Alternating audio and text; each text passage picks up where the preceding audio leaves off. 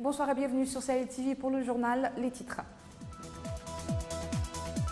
Lancement de la campagne électorale pour la présidentielle du 22 juin prochain. 6 candidats sont en lice pour la succession du président mauritanien Mohamed Abdelaziz. La CENI appelle à la bonne conduite des candidats à la présidentielle. Les autorités administratives, elles, sont invitées à une attitude de stricte neutralité vis-à-vis des différents protagonistes. L'État a besoin d'une rallonge budgétaire de près de 7 milliards de dollars. C'est ce qu'a annoncé le ministre de l'Économie et des Finances qui fait état de dépenses imprévues dans le budget initial.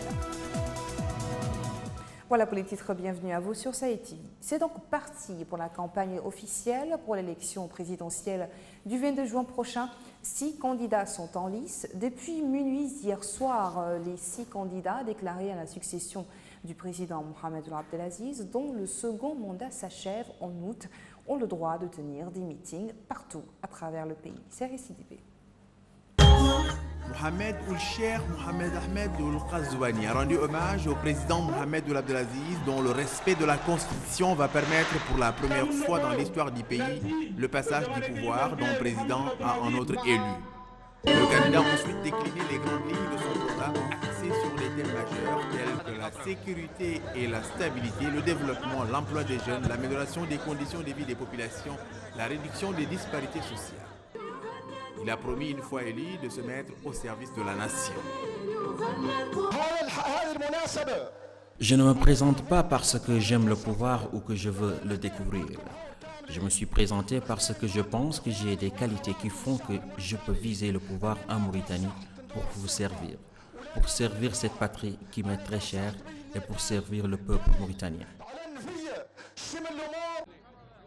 Sidi Mohamed Ould Boubacar a promis un nouveau contrat social basé sur les valeurs islamiques et sur la justice sociale à l'ouverture ce vendredi de sa campagne électorale. Le candidat dit également restaurer aux Mauritaniens leur dignité et les rassembler quelle que soit leur appartenance politique. Il a promis la redistribution équitable des richesses et la participation des jeunes au développement du pays et leur implication dans la vie politique. Sidi Mohamed Ould Boubacar s'est aussi engagé à créer des milliers d'emplois pour les jeunes et à faire de l'éducation une priorité et à renforcer les contre-pouvoirs. Oui au changement. Ma candidature vise à revoir de fond en comble l'architecture institutionnelle afin de renforcer les contre-pouvoirs, de consolider l'état de droit et de prémunir le pays contre les dérives autoritaires.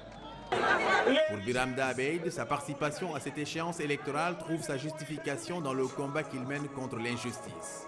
Sa participation à cette élection constitue un moment décisif dans cette bataille contre les abus et les discriminations. Système unique et injuste, contre les harcèlements, l'emprisonnement, en plus des campagnes de diabolisation de la part du régime de Mohamed Ould Abdelaziz pour nuire à sa personne. Ce rassemblement à perte de vie de Mauritaniennes et de Mauritaniens, de Nouakchottoises et de Nouakchottois démontre que la bataille qu'a menée Ira depuis une décennie, celle contre le pouvoir, contre l'arbitraire, contre l'injustice, contre la dictature, cette bataille a porté ses fruits.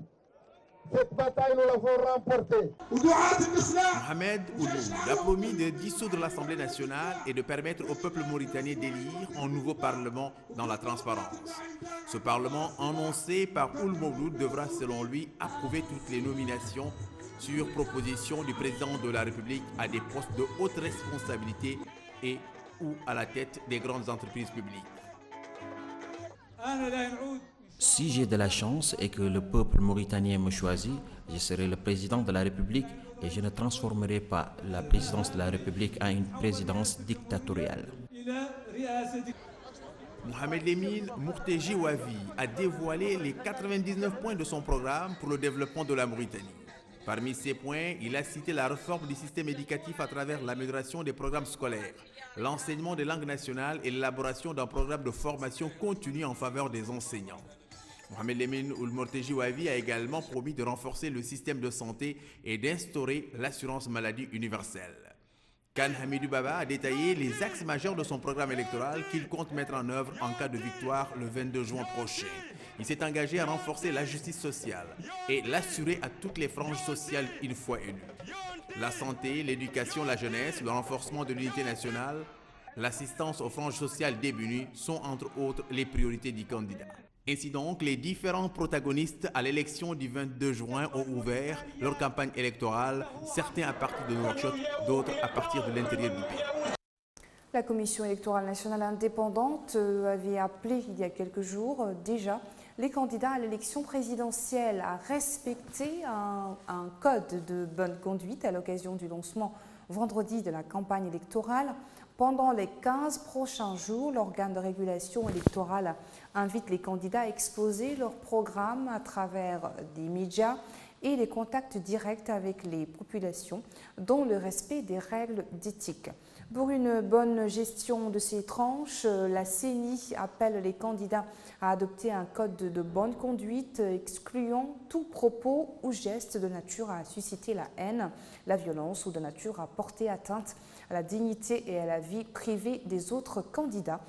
Quant aux autorités administratives, elles sont invitées à une attitude de stricte neutralité vis-à-vis des différents candidats, à une attention particulière pour les dispositions de sécurité indispensables à l'organisation de la campagne électorale dans de bonnes conditions. Le gouvernement a besoin d'un montant estimé à près de 7 milliards de Guya nouveaux pour faire face à des dépenses imprévues au budget initial. Selon le ministre de l'Économie, le gouvernement utilisera ce montant pour la construction d'infrastructures scolaires et routières et à la préparation de la fête d'indépendance prévue à Abchouj. Hamaoula Jagana.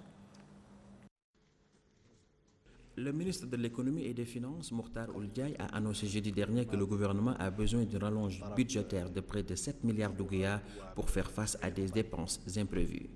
Le ministre, qui s'exprimait lors du point de presse hebdomadaire consacré aux commentaires des résultats du Conseil des ministres, a précisé que la loi des finances initiale a été modifiée pour prendre en compte de nouvelles données ayant trait aux recettes et dépenses budgétaires en fonction des dispositions prévues par la loi des finances. Et d'ajouter ce qui permet au gouvernement d'instituer un projet de loi des finances modifié à chaque fois que de nouvelles données s'opèrent au niveau des recettes et des dépenses budgétaires et les soumettre au Parlement pour l'adopter. Ainsi, souligne-t-il, un montant global de 1,4 milliard sera dégagé pour la construction d'infrastructures scolaires et de réseaux routiers à Nouakchott. L'argentier de l'État a également mentionné que dans le cadre de la fête d'indépendance, le gouvernement a besoin de 4 milliards de Guya MRU pour la mise en œuvre d'un important programme de développement d'accompagnement. Mokhtar Ould Ndiaye a également indiqué que des projets routiers n'étaient pas prévus dans la loi initiale. Par conséquent, mentionne-t-il, 131 millions de Guya MRU seront mobilisés dans le secteur de l'habitat, de l'urbanisme et de l'aménagement du territoire et des infrastructures de base, et 916 millions de Guya MRU destinés au secteur de l'eau. À noter que les budgets des États sont définis dans les lois de finances. Toutefois, au cours de l'année, il est fréquent que certains ministères aient besoin de fonds supplémentaires pour mettre en place une nouvelle réforme ou pallier à des dépenses imprévues.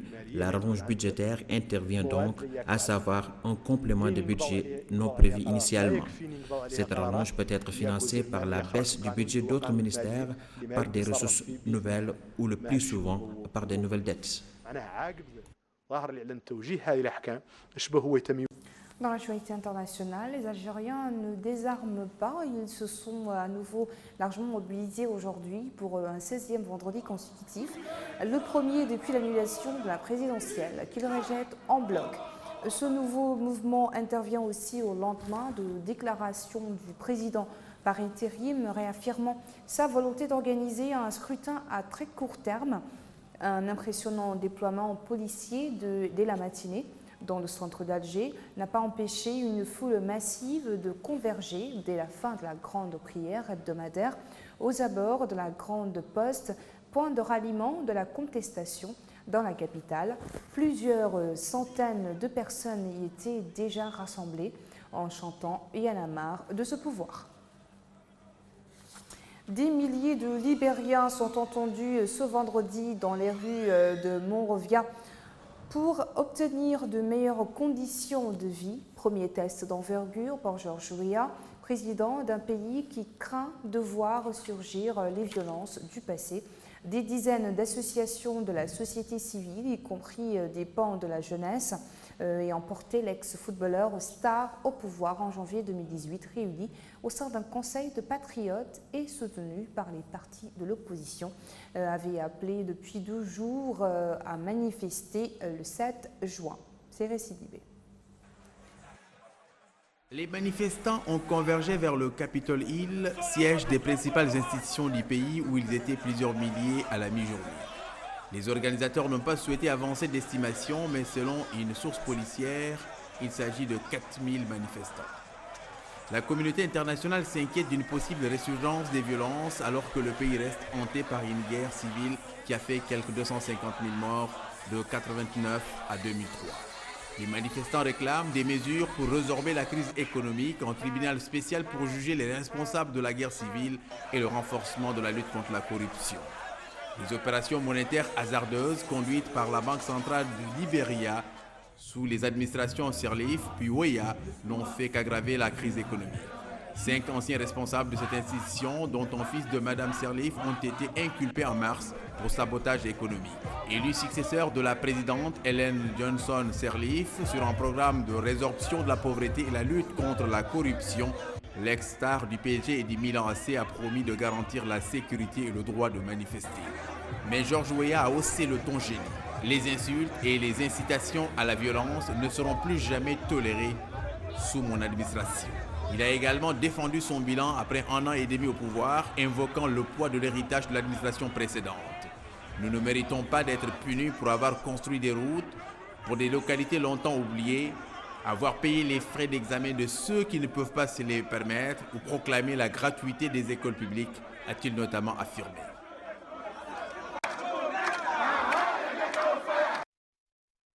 Le ministre éthiopien Abiy Ahmed est arrivé ce vendredi à Khartoum pour tenter une médiation entre des militaires au pouvoir et les chefs de la contestation, dont les rapports sont devenus de plus tendus suite à la répression des manifestants faisant des dizaines de morts. Au moins 113 personnes sont mortes dans cette répression. La grande majorité au sitting de Khartoum, selon le dernier bilan de médecins proches de la contestation. Le gouvernement a fait état de 61 morts. Le secrétaire général de l'ONU, l'Union africaine, l'Union européenne et les États-Unis ont condamné ces violences. Voilà, ainsi prend fin ce journal. Merci de nous avoir suivis. Le rappel des titres. Lancement de la campagne électorale pour la présidentielle du 22 juin prochain. 6 candidats sont en lice pour la succession du président Mohamed Abdelaziz. La CENI appelle à la bonne conduite des candidats à la présidentielle. Les autorités administratives, elles, sont invitées à une attitude de stricte neutralité vis-à-vis des différents protagonistes. L'État a besoin d'une rallonge budgétaire de près de 7 milliards de l'IA. C'est ce qu'a annoncé le ministre de l'Économie et des Finances qui fait état de dépenses imprévues dans le budget initial. Très bonne suite de programmes sur Sahel TV et bonsoir.